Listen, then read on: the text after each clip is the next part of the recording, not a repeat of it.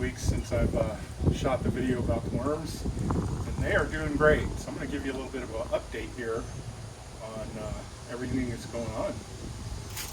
We got a nice little cart for them. We can roll this around. I can bring it into the grow room if it gets too hot in here. I've added some sensors. I have a soil sensor,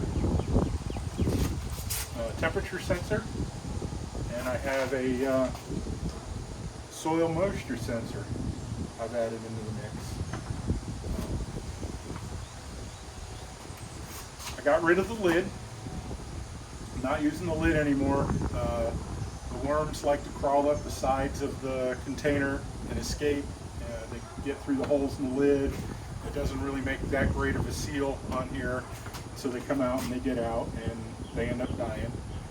So what I did was just got a LED fluorescent light, and we just keep it up top here and run it 24/7, and we take advantage of the fact that worms are photosensitive. They don't like to be out in the light.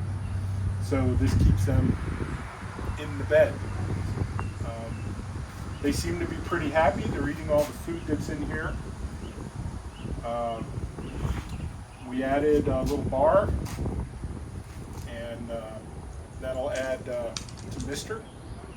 It's basically one of those patio misters, and it has a little pump. Sucks water out of a bucket and puts it up into here. And I was able to get this hooked up with Alexa. Alexa, water worms. Okay. I love this.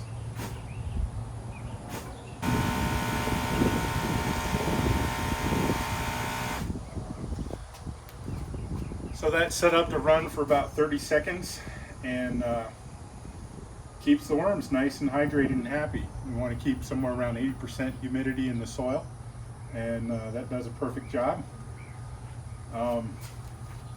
That's all controlled with a little smart plug over here, little pump, and there's a bucket down below.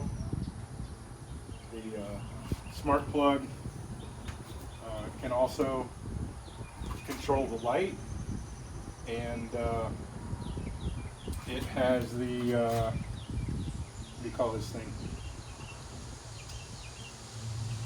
The gateway for the sensors. So the sensor information comes in here, and then it's sent to the Wi-Fi network. So for the worms, I keep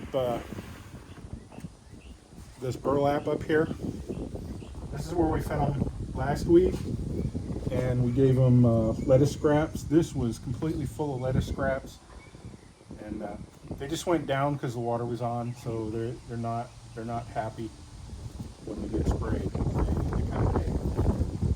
So this was completely covered with them earlier today. And then on this side, we've started feeding them some partially composted material. And if you just dig in here just a little bit, you can see they are everywhere in this stuff. They are absolutely loving it. And you can see they're nice and shiny and glistening. They got plenty of moisture. Good way to judge your moisture level is to pick up some of your material and squeeze it, and if 2 or 3 drops come out, that's about 80% moisture. That's right where you want to be. So we've got the gauge in here that lets me know what the moisture is, and it's plastic. A couple pieces of corn husk to see how they like that was thrown in there. But they're doing really well. This is the bar. All I did was take the misting nipples and tees, and I zip tied them to a bar, and there's just a couple holes in each side, and it just drilled them in, and it just kind of sits in there, and then I just leave the light set on top. So over here we just have a bucket with some water in it. Comes up into this pump, and this pump outputs to the spray bar. And I have a little smart outlet here, well, smart power strip. I can control each of the 3 outlets on here individually, and then there's a USB power supply on here that I can turn on and off, and I've connected the hub for the sensors to that. And so now I have a smart worm bin. So one of the other things we got to go along with the worms is this little compost tumbler. I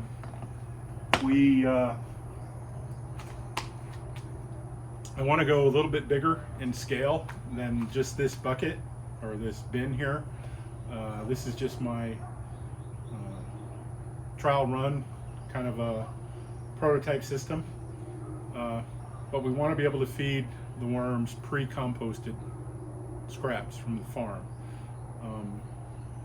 The problem with the scraps coming off the farm is, you know, just like anything else, they can be contaminated, and we don't want that to get into our final worm castings.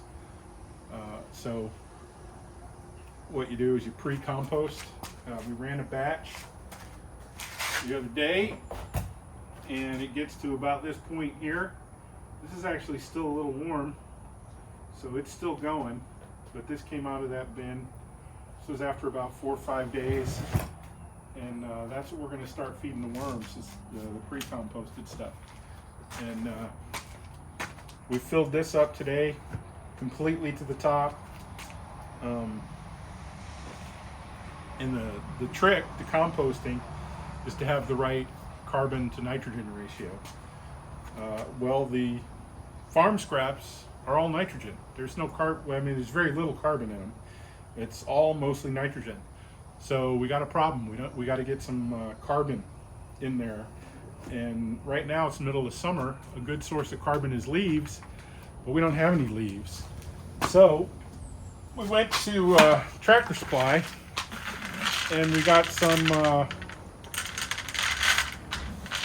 these, which are just horse pelletized bedding, and all it is compressed pine.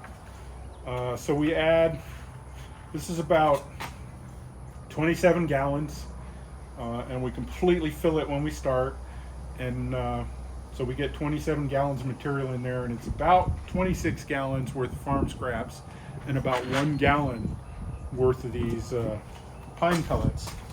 And that's enough carbon. The microbes need to feed on the carbon. They have to have the carbon as part of their food source. So if it's not there, you go anaerobic and your pile stinks. Maybe if you have one of these and it's not working and it's getting smelly, 2 things are wrong. Number one, when you fill it, you got to fill it completely and have enough material to kick it off completely. And number 2, you have to have the right carbon to nitrogen ratio. And there's calculators out there on the web that tell you what the carbon to nitrogen ratio is. And the next thing you need is to get yourself a composting thermometer. It has little ranges on here that tells you the temperature. Ideally, we want to get this pile in here, and we're going to start tumbling this every 2 to 3 days, but we want to get this pile to at least 131 degrees for 3 days. If we get it to 131 degrees for 3 days, that kills any possible pathogens that might be in the waste and the scraps. If we get it to 160 degrees or above, that'll kill any weed seeds and everything, so we kind of like to do that too. This last batch, this was the first batch we did. We had a bunch of this in there, and I think that's what doomed it. This doesn't compost quick enough, and it definitely made some oxygen space in there, but I think that affected it. We got to about 127 degrees, so we almost got there. and it took about 5 days to get it to the state like that.